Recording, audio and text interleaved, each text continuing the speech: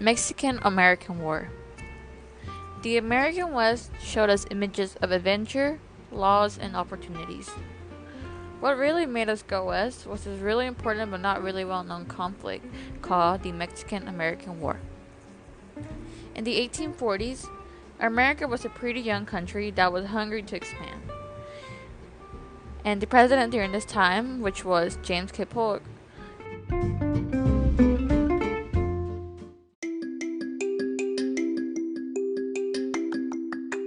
he wanted to acquire more land or territory. He believed in the Manifest Destiny, which was a belief that the expansion of the U.S. throughout the American continent was justified, and that the United States had a duty to expand westward across the North American continent. There were many reasons why people could go west. For example, to spread religion or just to get a fresh start. But, of course, American neighbor Mexico wasn't so happy about any of this.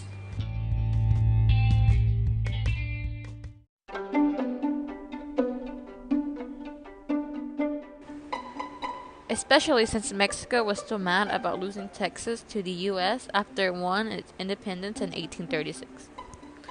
The president really wanted California and New Mexico so bad that he even offered them $30 million. But Mexico refused to give up their land. So Polk got mad and didn't want to take no as an answer.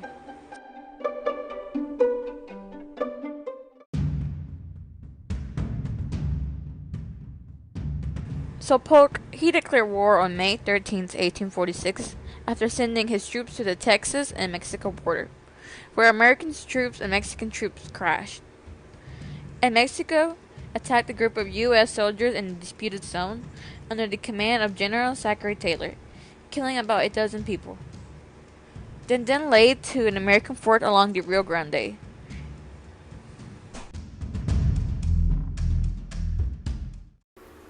The U.S. Congress authorized President Polk's declaration of war between the United States and Mexico. The war begins.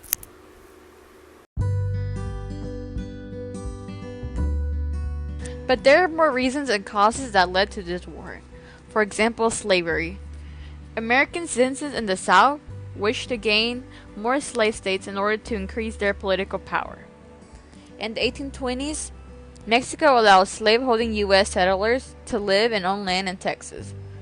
They agreed to adopt Mexican citizenship to convert to Catholicism and speak Spanish, but then many later did not do this at all. In 1829, Mexico banned slavery and forbid settlements of Texas by Americans.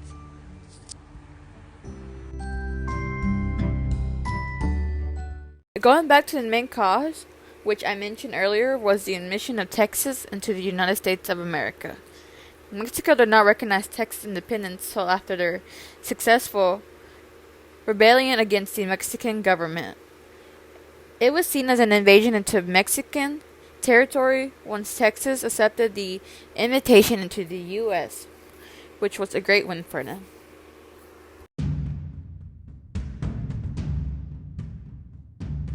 Well, going back to the war, the act was a really questionable one.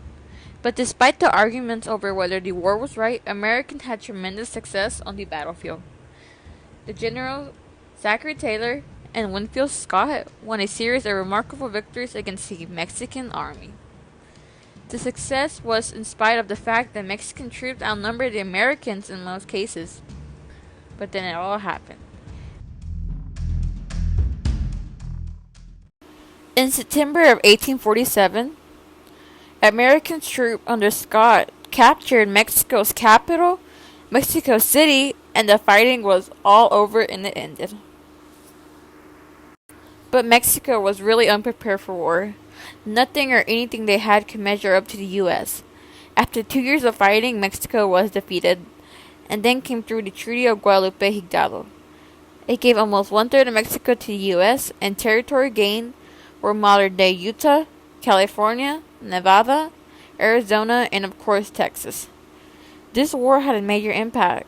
It resulted in one of the largest territory expansion of the U.S. The treaty really sealed the American victory in 1848. Mexico also agreed to finally relinquish all of Texas, including the disputed area along the border. The U.S. Congress approved the treaty on March the 10th. But as I said earlier, Mexico gave up New Mexico and California, also Oklahoma, Colorado, Wyoming, and Arizona. So now we're going to be talking about Los Niños Héroes.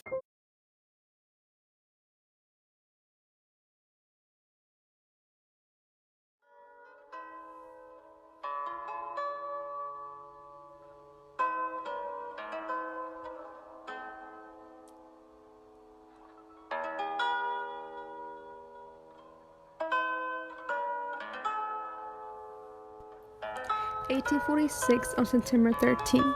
6 teenage boys died in the Mexican-American War, known as Niños Héroes, who died defending Mexico. The 6 young teenage boys that joined in the military and died in the Mexico City Chapultepec Castle from invading U.S. forces. The 6 soldiers named Francisco Márquez Vicente Suárez, Agustín Melgar, Fernando Montes de Oca, Teniente Juan de la Barrera, enlisted final Juan Escotilla, who wrapped himself with the Mexican flag to avoid itself captured by the Americans, and jumped from the castle through the window to his death. It was a U.S. officer who cried, "But if they are just children," after examining the faces and ornated the name Niños Héroes. However, they died at a young age 14 through 20.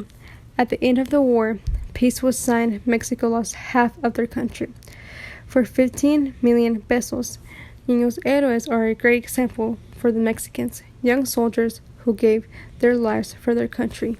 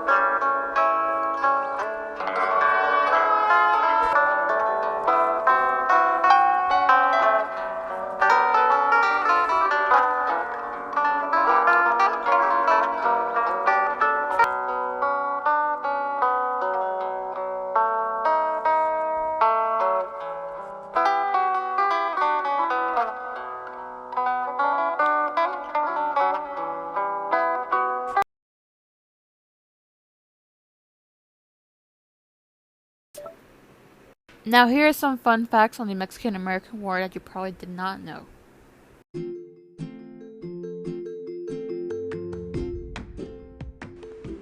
The Battle of Chapultepec is probably one of the most famous ones during the Mexican-American War. It wasn't the most important battle of the Mexican-American War, but it was indeed one of the most famous ones.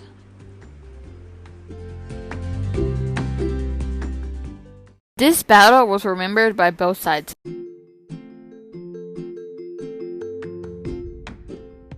Something else that you probably did not know was that Mexico's officers were terrible.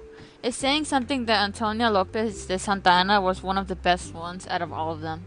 His military is legendary. He had the Americans beaten at the Battle of Buena Vista, but then let them regroup and went after all. He ignored his junior officers at the Battle of Cerro Gordo, who said the Americans would attack from his left flank. They did, and he lost. Mexico's other generals were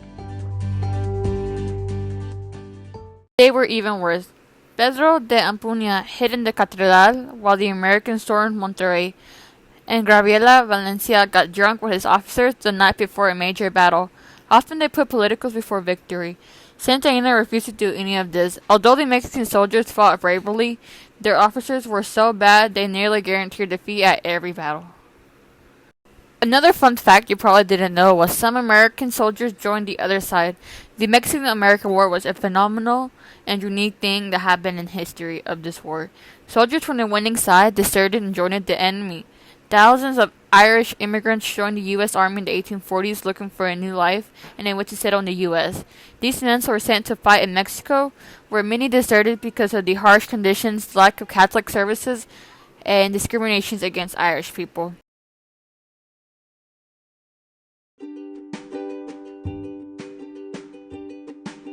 Hope you enjoyed this video about the Mexican-American War, and we hope you learned something out of this. Thanks for watching.